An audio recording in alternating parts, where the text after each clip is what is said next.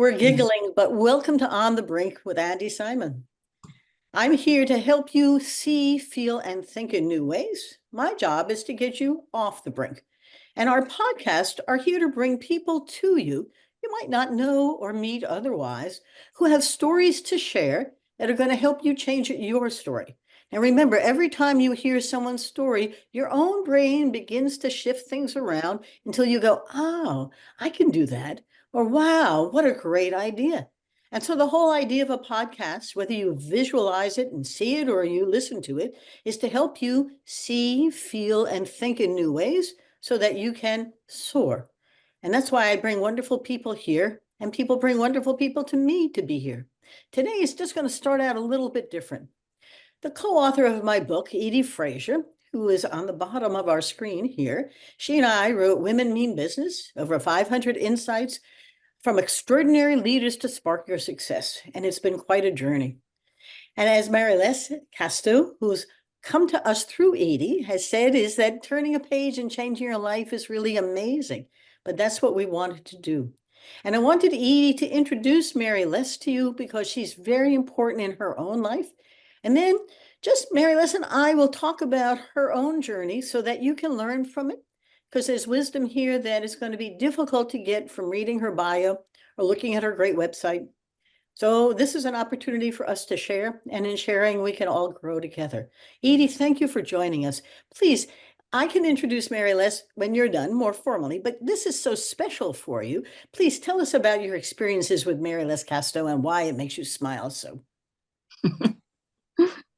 It is just a joy to say thank you to a dear friend of Maryles Casto, because we go years without talking to each other, but when we get together and reminisce, we think of the qualities of a leader, a true trailblazer, and the best of friends. You know, Maryles wrote her book, From Clouds to Silicon Valley, from flight attendant to truly Silicon Valley. And she did it. And she built this major travel business where she was the icon. And she knew all the founders in Silicon Valley who trusted her, respected her, and built with her. And she built that business across the US and world and kept the business now in the Philippines from her home there. But she gives joy and support, and she's the best you can find and firm of that word trust and respect and caring. And she lives legacy. So Maryles, I just want to say thank you for the friendship, and know your spirit is in each of us who have gotten to know you, adore you, and we've got years ahead to salute one another. But I just say to Maryles Casto, you are the true blue of the hole in the sky. Oh, I love you too. Edie, that's beautiful. Maryles, do you want to respond to Edie before she takes off? The song, That's What Friends Are For, is our song. Yes. Keep smiling. And that's what friends are for. And Edie, I just want you to know, and can I plug this? This is my book. Yes, of course. That's beautiful. Yeah, and I want to talk about why this cover. We can talk about it later because it's an actual, it happened. And the whole world needs to read that book, On the Sky and the Hole in the Sky. Yeah. So yes, we love you. Bye. Thank you. Bye-bye. This is such a wonderful way to introduce you. And maybe we will start almost with the book for a moment, but for my listeners, before we jump in, I just want to give you a little context. Maryles Casto was born in the Philippines and lives in the United States and has for most of her life. She's a successful leader, investor, entrepreneur, When you hear her story, she really is an explorer. And there's something about the way she has tackled her life and built something really special that's so important to share. But here's a quote that I think captures it. And remember, I'm an explorer. Sometimes I'm a philosopher or a futurist, but Maryles and I share a great deal because we've been to 37 countries, not to the Philippines yet. But this is the way we discover. I've yet to see a problem where the best solution is to hide or be ignorant. It's only through contact with other cultures and peoples, and in their contact with us, that we can hope to bridge the divide between people of the world. As an anthropologist, my job is to help people see and feel and think in new ways through a fresh lens. And today, that's just what we're going to do. So I'm not going to read your bio, but I'm going to ask you to talk to our audience about your own journey. You started in the Philippines, you came here, you capture it much better than I could ever. And then what we'll do is we'll sort of migrate into the lessons learned, the things that the wisdoms you want others to understand, the kind of sharing person that you are, and the kind of glorious life that you've lived. Maryles, please, who's Maryles? And how has this book been sort of this triumph of what's happened? Because we'll come back to our book. Please. Okay. So let me tell you a story. I thought you would. I'm so glad you did. Yes, I was born in the Philippines and was raised in a sugar plantation. So that was my background with my family. And I think my inspiration really comes from my mother, because she was always so kind, and because we were privileged. My friends were all the workers, the children of the workers. So I developed that kind of relationship where there was no class basis for me. I mean, everybody is the same. Mm. And so I really valued that. But also my father was, I think, my closest friend. And I learned a lot from my father as well. And my father was very competitive. And I remember one time, and this was when I was growing up, there was in the Philippines, we have a fair every year. And so I was entered as one of the contestants, and I wanted to be the queen. I wanted to win. And it really started about wanting to win, right? And so we arranged it. There were 3 candidates, and the big dinner that night, it was a gala dinner, and they were contributing money in the ballot box. And I was watching my father, and I was competing with a Chinese woman. The father was very wealthy, and the father kept putting some money into the ballot box, and my father was doing nothing. And I thought, doesn't he realize I need to win? But what I did not realize, and this is my father, competition, you never let the competition know what you're doing. But he had already positioned somebody who was standing very close to the ballot box.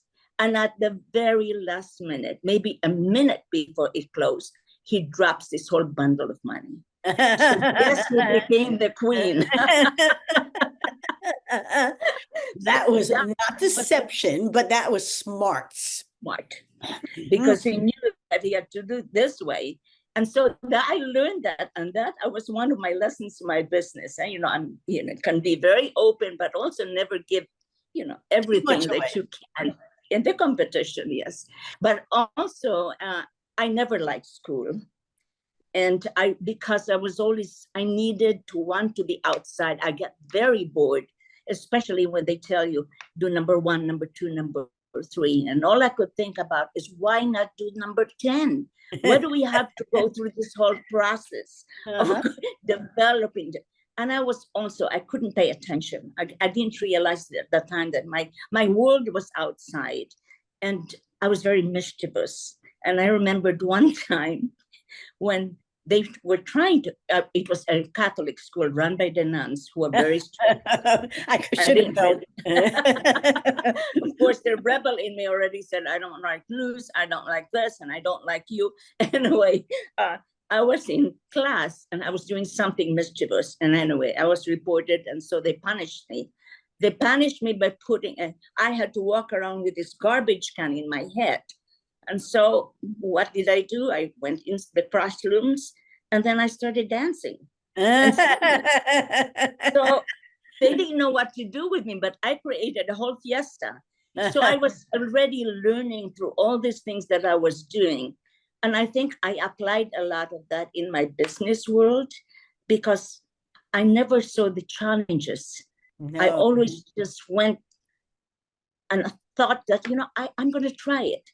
So I ended up, anyway, I was in the Philippines. I ended up being a flight stewardess. And at the time, being a flight stewardess was the top of the field. Yes. Because when you were traveling, you were entertaining, and I learned so much. When you were a flight attendant at that time, it took 2 months to train. Wow. You had to learn about the cheese, and it was very much anticipating the client's need. A passenger came on board, that was your responsibility to make sure that they remembered what the flight was about, and you remembered everything about the passenger. So I was very focused on the passengers' relationship and how they felt. And so then I was in the Philippines for a long time, and I had never dated an American. And I was introduced to this American.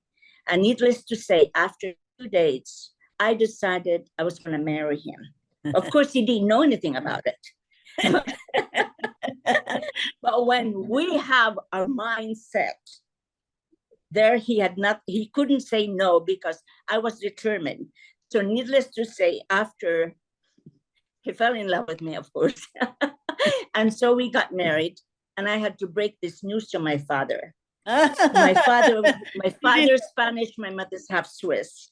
And he thought that this was just going to be one of those little romance. He had no idea that I was going to get married and move to this country.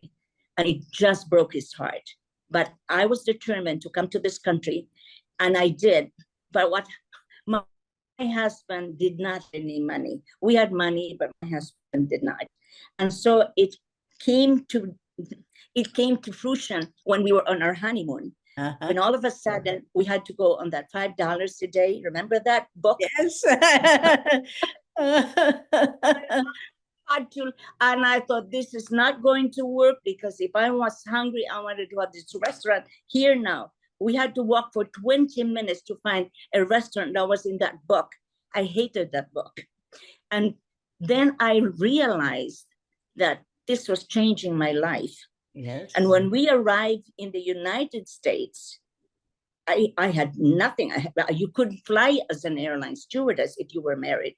So I knew I had to do something. I remember one time we were going into this grocery store, and my husband was showing me comparison shopping. And I thought, why? Even now, I'm sorry to laugh. No, but it's funny. I'm reading my book, and I'm laughing because I remember all this. I remember looking at this mayonnaise, and he would say, well, what mayonnaise should you buy? Because of the ounces. And I thought, I have no idea. All I know is it's my level. But I think my message is I was having so much fun. Everything I did, I enjoyed. I was so passionate. And so finally he said, you have to find a job. And so I thought, well, I don't have any experience. So he said, well, what about, and then I read something about Avon. So I thought, I can do that. So first I had to learn about cold calling, because I'd never done anything cold calling. So we would practice. This is so much fun. I mean, reliving what we had to go through. So I went on a cold call, and I was petrified. I wouldn't go out of the car. I would knock on the door. Finally, I ended up buying all my things. And so I did not make any money, and that was not my job. So I quit that. And then ended up working for Macy's in the gift departments, wrapped all these gifts, and I was so bad, they fired me. So I thought, I've got to do something. And then a girlfriend said, why don't you become a travel agent? And that is how my world opened up. And when I started working for agencies, my first client in one agency that I worked with was Intel. And there were just 100 people. And then I had GE. And so I started working in the corporate market. But I didn't last long, because the owner was not, I'm sorry. Oh, I'm so sorry. I'm so sorry. That's okay. Okay, can we get, I'm sorry. Don't be silly. Oh, It's fine. okay. Please continue. So that worked, but it didn't work because the owner. The owner was horrible. I mean, he didn't, one thing I learned too is he did not take care of the employees. Mhm. It was all about him and his family, but none of us were able to participate on trips. And, you know, so I learned a lot about what not to do Mhm. from him. And so my girlfriend and I was running the corporate department. She was running the vacation. And I was getting so frustrated. And my husband said, why don't you start on your own? I was petrified. I'd never done anything like this.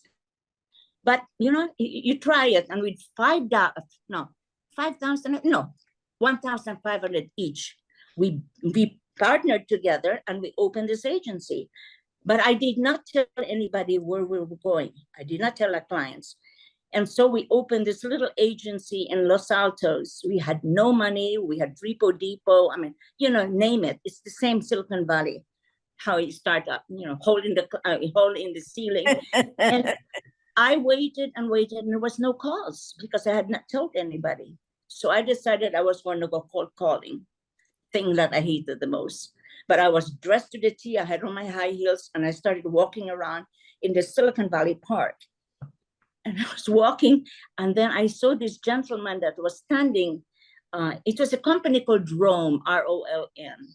And of course, they were bought by IBM, very, very big now. And the owner, I think, was in one of the corner suite with a glass window. And he was looking at me because I was pacing back and I was a street walker. You can say for the first street walker. And all of a sudden, my heel broke. And so I'm limping towards this receptionist. And I said, I need to see that man in the corner. And at that time in the Valley, you don't need reservations. You don't need appointments. Everybody could just walk in. So I walked in and he came out. And then we became friends. And that was really the start of the whole Silicon Valley movement, because he was one of the founders. And through him, I started getting more and more business, and then the story, and then I got Steve Jobs and I got Apple, so it went crazy, and then again, you know, anyway, I could talk about my story, but I know that there might be questions you might probably want to ask me. Well, but you see, in some ways, you've given us a nice foundation for how to begin. The challenges of, I don't know how to do that, and I really don't like to do this, but I tried that. And next thing you know, you and your friend, and you still have to now find some customers. And this isn't sort of, they don't drop into your lap. Although I must confess that if you hang out, all of a sudden things begin to happen. What did you, as you were talking to them and learning from them, you began to craft something other than booking a ticket on a plane to go somewhere? And what I Correct. loved about what you did was that you created something far bigger. And I have a hunch you began to see things that they would ask for and you'd figure out how to do, but I'm putting words into your mouth. So how did you grow? Because you didn't grow in a little, you grow with a whole different mindset. Oh, completely. It was so fast. And I think, you know, again, there was so many, we were growing so fast, we couldn't control our growth. And, you know, and we talk about how you felt as being the first woman, because there was no one. There was no other women. There were all men in my industry. Yes. But I never even thought about it. All I knew was that I was not going to fail. I was going to do whatever it took to be successful. And I was damn good. I was very, very good. And I believed in that. Yes. Because if you can't believe in what you or your company is, how can you even go out and sell? Yep. So I knew I would be pitching, I'd go in, and before I would pitch directly to the vice president or the presidents. But as it changed, you have to go through purchasing, you have to go all this. So the dynamics changed. But on a one-to-one, give me the CEO, and I was the CEO. And I would always say, I'm on the same seat as you are. Yes. If I founded this company with $1,500, and I would have this argument with Steve, because I said, if you weren't funded 200 million, where would you be? So I was very respectful of them. But I also thought, tell me when you have started your company by your own with the seat of your pants, and then I'll respect you more. But so don't give me any baloney about all this, because anyway, I just went ahead. I just focused, and I thought I will make this happen. And again, the growth. But then we also suffered because we couldn't perform as much as we wanted to because we were making mistakes. Yes. And finally, I said, stop it. We're not accepting any clients. We have to figure out what is wrong with our company, because it definitely was something wrong. We were not delivering the product we talked about. We were not paying attention to the customer. So I decided we clean house, and we were hiring people we shouldn't have hired. I learned from that. And so gradually, when we started saying we can't accept the account, we can't accept, and then they respected me for that. And then gradually we started fixing, we did our own training. And I'm very focused. Customer service for me is my religion. Yes. And you have to pay attention. And it's not what you do, it's what the clients are asking for. Yes. You have, and even long before that, I started doing profiles. Each of my clients, I had this black book.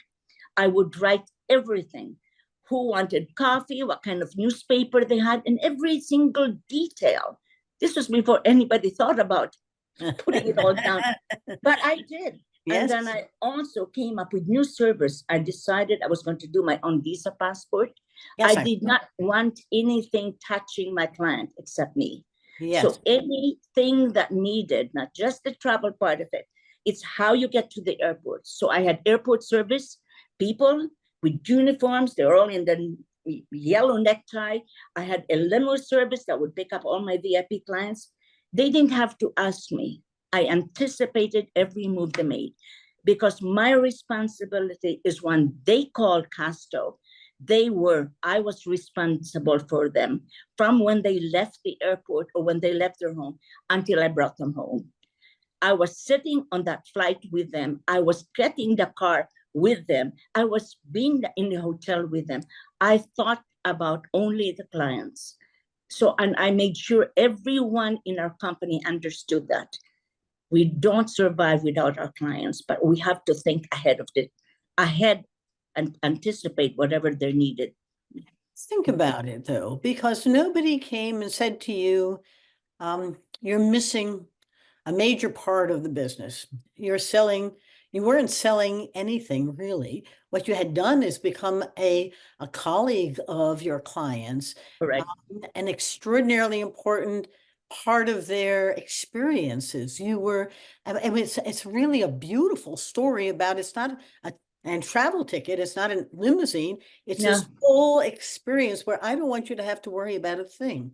I want the person who and I understand the whole, so you didn't even have to tell them, do you want this or do you want that? You said, I got it all mapped out for you. You don't have to worry. One call.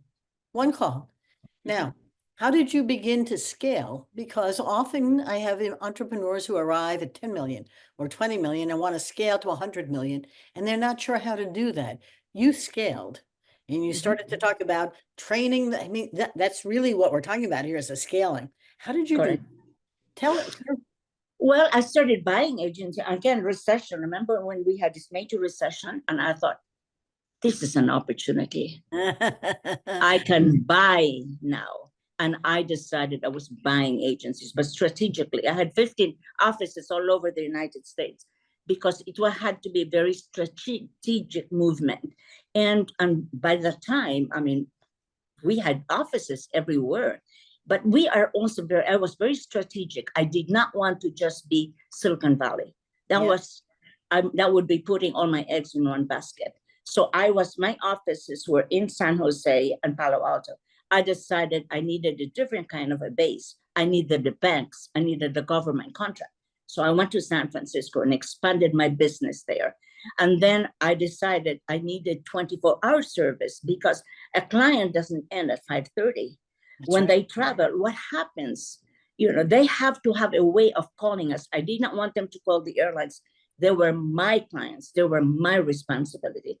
So we ended up, I thought, I couldn't grow in Silicon Valley anymore because we were all looking for the same, we needed people.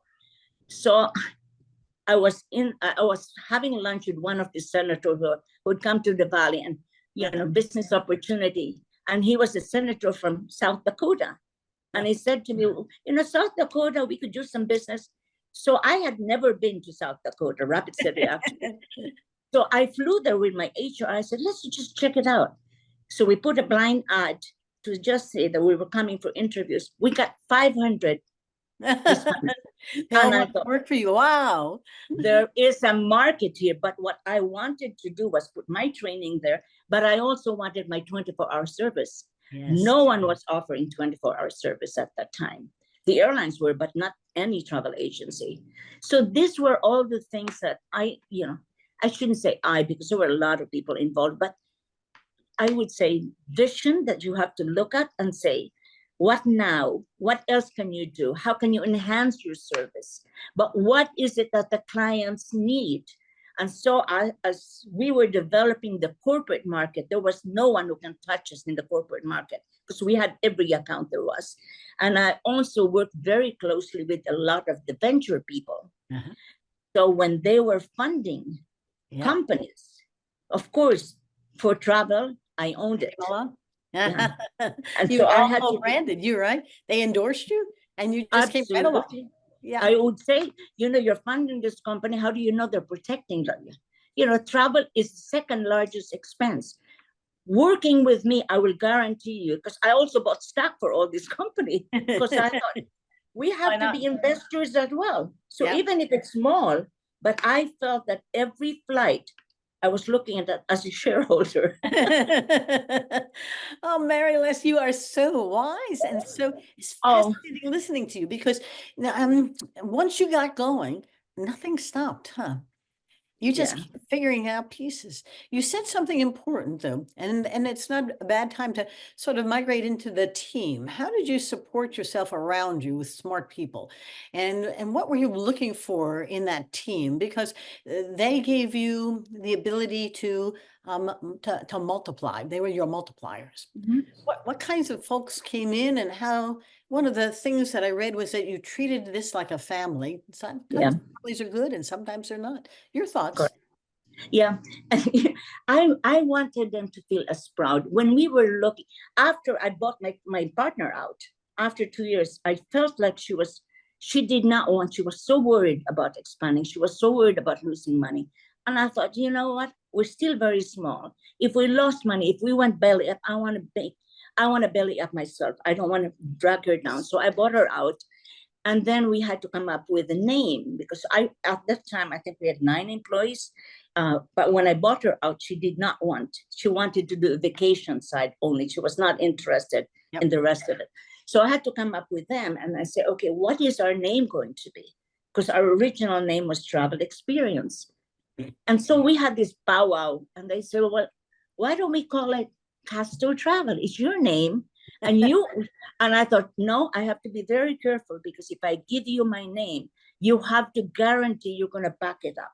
Yes. It's not just about me, it's about all of us. Mm-hmm. And so I then created this where, they had to belong to this elite group, which happened to be Casto Travel. So I had all of us in uniform.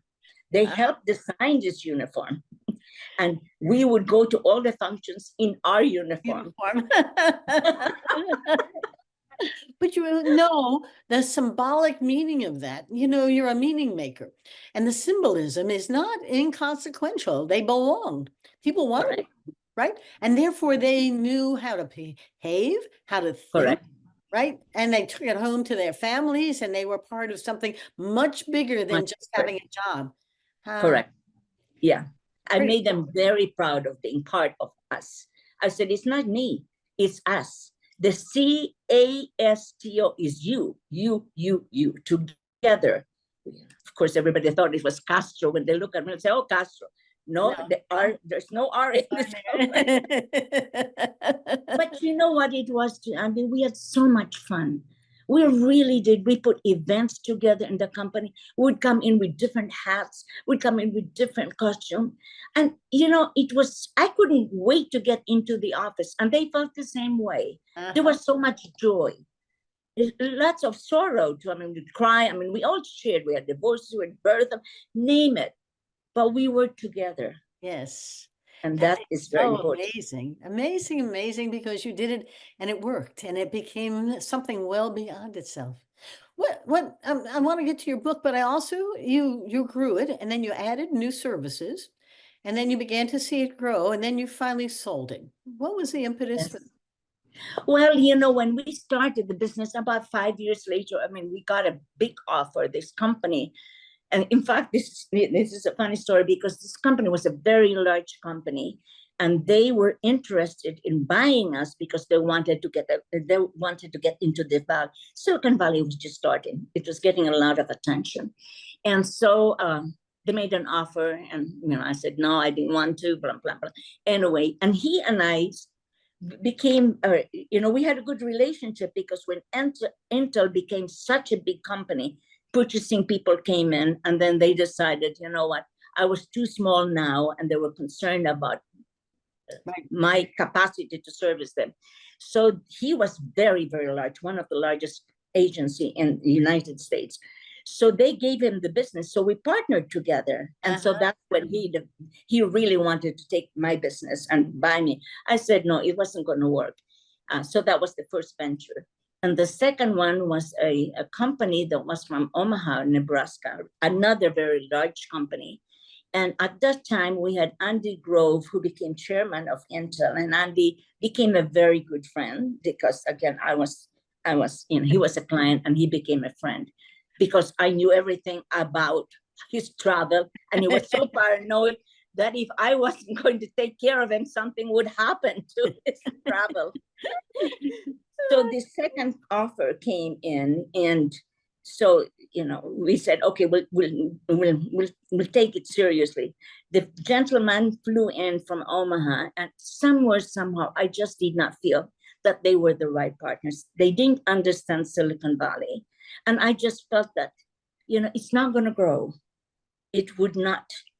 It didn't have the same spirit. They weren't willing to be. It takes a different personality.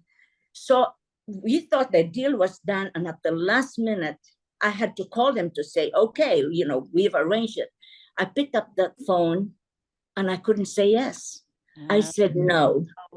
And oh my God, both my son and Andy were furious with me because I said no. And I said, it just can't work. So I knew that exit, we had to do something. And because my son, anyway, the offer came in and it was a really good offer. And we knew that the time would come that we would have to exit. And so we sold it 2 years ago. We sold it a month before the pandemic. Oh my, timing is everything. Yes, yes, timing is everything. And now I'm a rich woman. Oh, Maryles, but I have a hunch you've been rich through this whole journey, haven't you? Yeah, I have. Yeah. The financial richness is nice, but at the end of the day, I'm not sure you worked for work's sake. I think you worked for the absolute. For the love of it. For the love. For the joy that you gave others, for the way in which you helped their lives do better. Am I misreading that? But I think this No, it's true. Yeah, this was spiritual and almost religious on your part, right? Correct. Right? Yes, it was. It is. And it still is. I still communicate with the people that when we sold the company, we always kept the Philippines.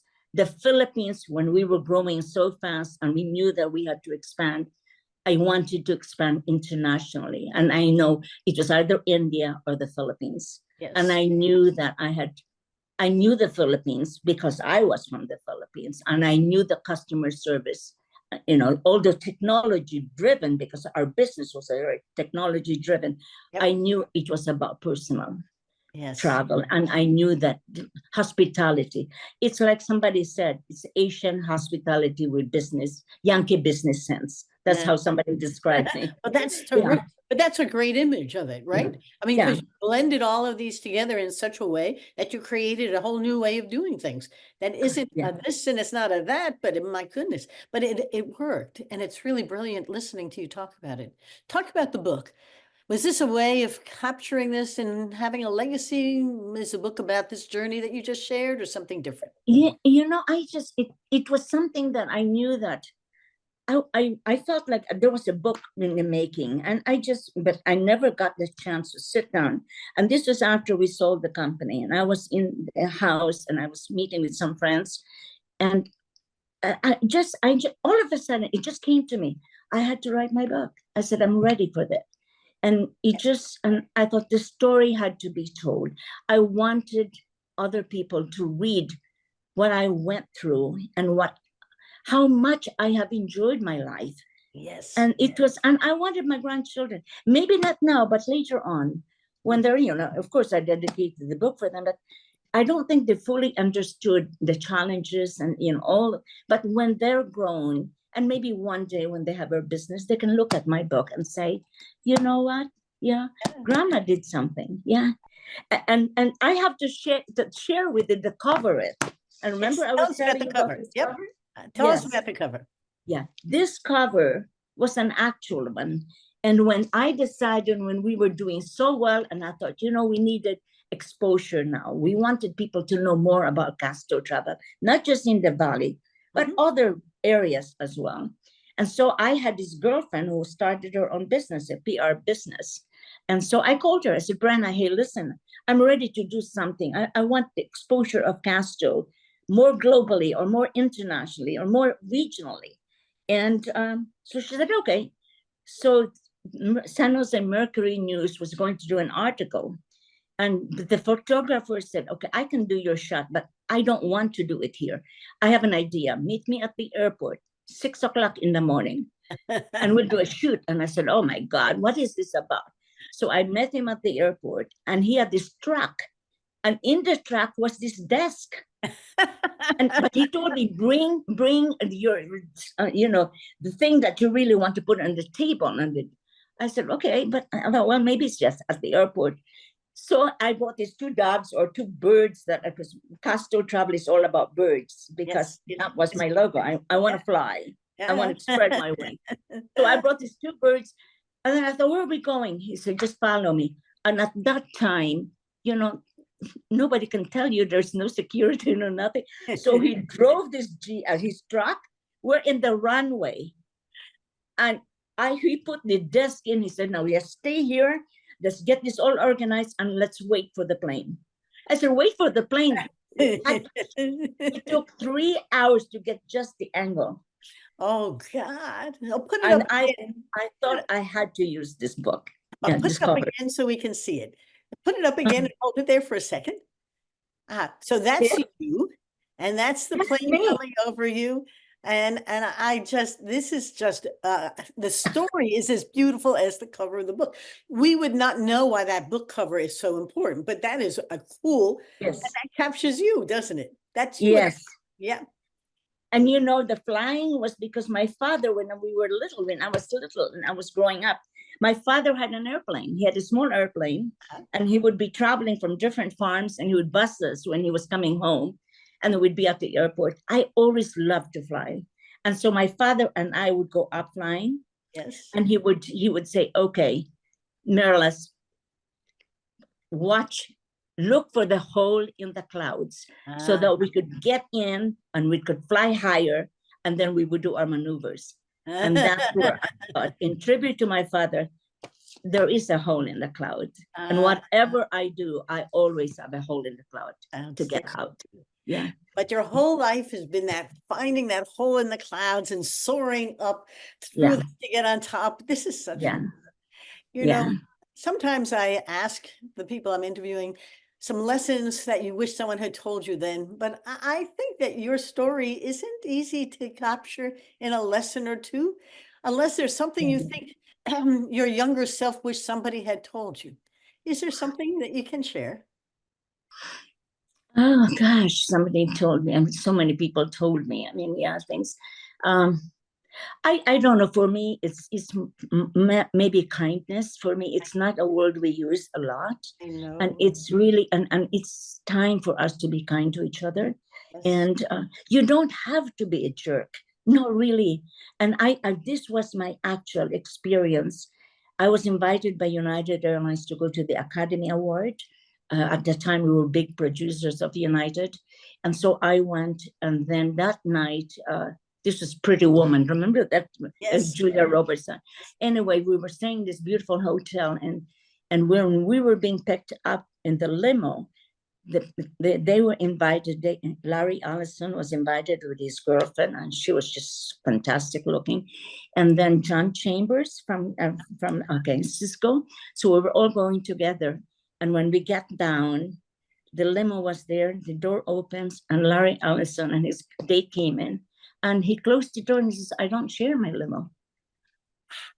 This is actual story. Yeah, I don't share my limo, and so we just looked, because at that time, you can't find any limo, especially Academy Award night. So he drove off, and we had to find another limo. And that's when it's the yin and yang. And I said, you really are a jerk. And here's John Chambers. He was so sweet. I mean, the difference between the personalities. And again, I just feel like, if you could just show a little bit more kindness and don't get into your ego. The ego is nothing. What does it really mean? Yeah. I think that's beautiful. The joy that you can give, the kindness that you can show, elevates you and someone else. And that act of kindness, that stayed in your mind as a moment that you never want to do again. How can I do kindness? Wow. Correct. And that's why I think I'm doing what I'm doing now. As I mentioned to you, I think that I'm starting my foundation, because what it is really about is, I've been so fortunate that, and look at me, I'm now into my old age, and I love it. I love what I have lived, and I mean that I love it. I mean, for me, aging is not a disease. I mean, it's something to celebrate about. How many of us can say, I've lived it? Yes, I know. But that's so important, because, and it's true, we're at a point now where we can be. We don't have to become. We can just enjoy the moment. Wow. Right? Exactly. Yeah. And I feel like I love the whole process of aging. I'm not as young. I mean, I will never have the body that everybody, I mean, my body is what it is now. And I celebrate everything I have. I celebrate my hair. I'm going to dye my hair, because I just love being white now. I'm enjoying it. And I think that's probably my message, is just, we all go through our lives. Enjoy the moments you have, and not, don't worry about the rest of the nonsense. There's so much of that. So yeah, go ahead. Then I wish I didn't have to, but we're going to say goodbye. And I'm going to thank you for joining me today. Thank Edie for introducing you. But I can understand why her friendship and yours transformed both of you over time, because Edie is quite remarkable. But yes. Well, and this has been a gift to me and to our listeners. So thank you. So I'm going to say to our listeners, thank you for coming to On the Brink. I know that today has taken you off the brink, and then we're going to all soar. But the message is kindness, and acts of kindness bring joy. So let's not just be nice and help each other. Right? Thank you. Thank you. Turn the page. And Turn another page and that's so in our book, Women Mean Business, over 500 insights from extraordinary leaders to spark your success. Edie Frazier and myself have written with 102 women about their wisdoms. And like what you heard today from Maryles Casto, the wisdoms help change your own lives. And I will tell you that every event that we're running, people share their wisdom, little like this podcast. And when they do, they are changing. And I've had people who keep coming back to saying, let me tell you what I heard and what I want to share again, and what I care about, and what I'm now becoming. I had one woman who had yellow marked the whole book, and I went, oh my goodness, and couldn't wait to show me her yellow marks. She says, I'm a better leader today. And I went, man, can a book do that? It can. And Maryles Casto, thank you for joining us. So I'm going to say thank you so much. You're welcome. Remember, everybody, Take your ideas, your observations, turn them into innovations, and you too can soar like Mary Lee says. Bye-bye now. Bye-bye.